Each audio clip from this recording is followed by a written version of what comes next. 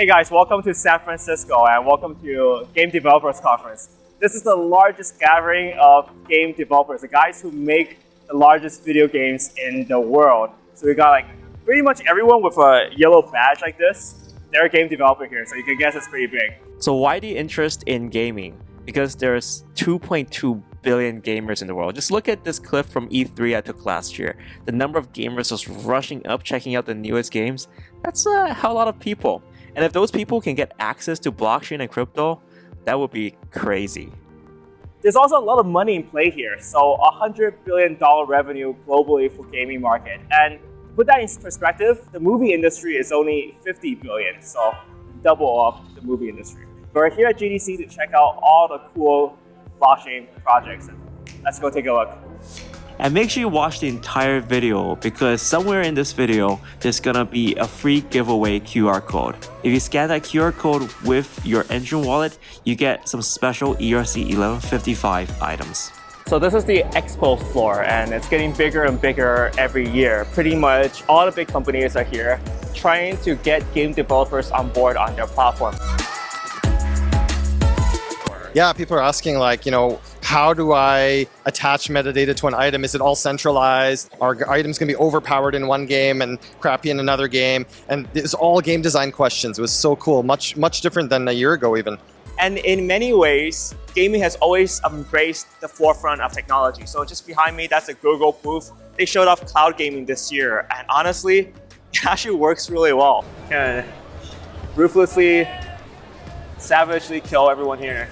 They had a live demo of Google Stadia, the live streaming platform. And I was so suspicious that this performance was being faked that I got the Google employee to show me that it's running on a Chromebook and it's real. And it's really exciting to see all of these pieces fit into place and have a deliverable product. We're seeing a lot of VR stuff and a lot of AR. Of course, there's going to be a lot of failures along the way, but at the end of the day, they delivered an actual product. And that's what I kind of want to see with blockchain gaming. To have it really shine out, have a new gameplay style that really fits this new piece of technology.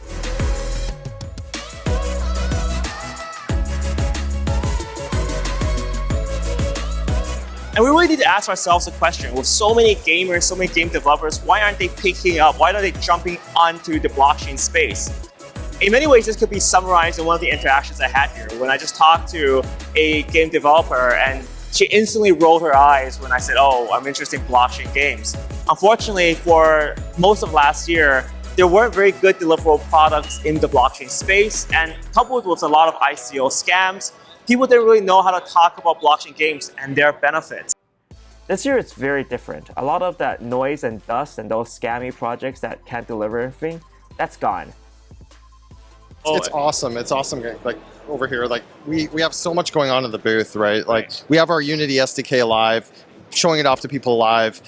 We have all these early adopter games showing off their games. People can play them. I played some of them for the first time. It was really awesome. Nice. We have like Cats and Mechs, Age of Rust, Rebounce, Bitcoin Hodler. Bitcoin Hodler. Yeah, I love that game. It's so fun. I have the alpha on my phone and I've been playing it all night. It's awesome. Nice. So for you, it's just like seeing your baby in action, right? You've been like making this stuff in a space for a while and now people are actually using it. It's surreal because we had to build all these components before it could all work, right? So we had to build the wallet, the platform, the smart contracts, get the standard out there, get all these pieces together, make it easy to use. And now we're seeing like people creating stuff spontaneously. Even like, Six Dragons posted some videos like a few days ago about them just making enchanted items. And like all these games are finally working and you can play them. It's amazing.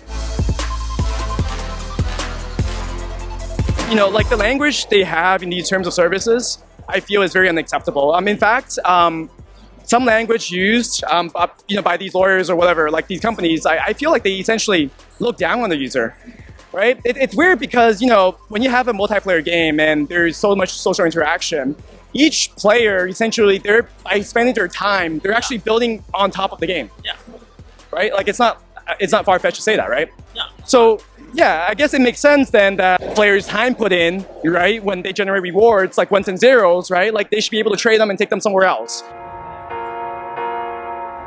What are the advantages and disadvantages of having games in the blockchain?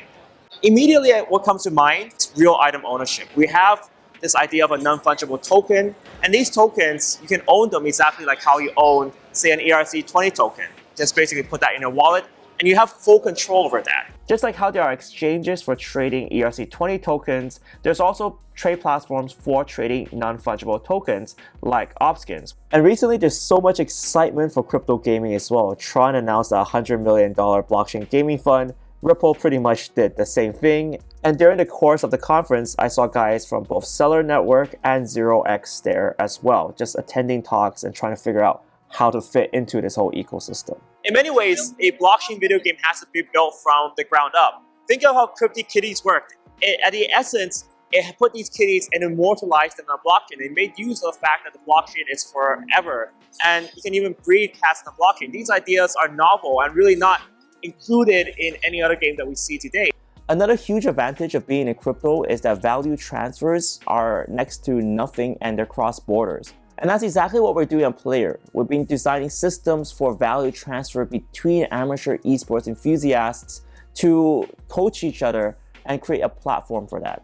We can't just use blockchain like a simple database. Gaming already has databases designed for video games that are already sharded, like the MongoDB, and can scale infinitely horizontally with free transaction costs for the game developer to provide. So you can't really compete directly with that stuff there. You must really capture what is valuable about blockchain, being able to have that ownership, being able to transfer value across games, or simply break items apart using that reserve value system we were talking about earlier. So all these factors need to be kind of built into the game from the ground up. And that's it for GDC. Everything's just come and passed so quickly for me. It just felt like 2 hours. But I think that's what happens when you're surrounded by really good people and solid people that can deliver on technology. It's a very, very big stark contrast from a lot of the cryptocurrency conferences I go to, where it's all about money. It's all about trying to raise the most amount of capital, cause the most amount of FOMO in the shortest amount of time possible.